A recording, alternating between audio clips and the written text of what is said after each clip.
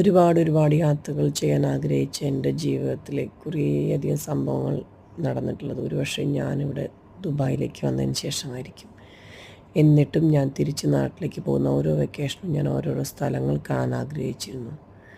പണ്ടത്തെക്കാളും കൂടുതലായിട്ട് ഞാൻ solo ട്രിപ്പുകൾ enjoy ചെയ്തിരുന്ന സമയത്താണ് ഞാൻ ഫാമിലിയുമായി ഈ ഒരു ട്രിപ്പ് പ്ലാൻ ചെയ്തത്.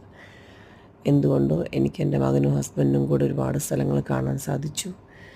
ഈ ഡ്രസ്സുകളൊക്കെ നോക്കും എന്തൊരു ഭംഗിയാണല്ലേ.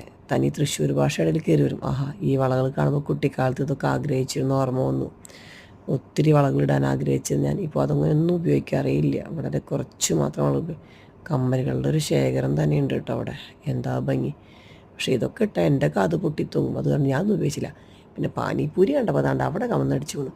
ഇതിൻ്റെ ബാക്കി വീഡിയോ ഞാൻ ഓരോ ചെറിയ ഷോർട്സായിട്ട് ഇതിൽ പോസ്റ്റ് ചെയ്യുന്നതാണ്. Tata, bye bye, see U.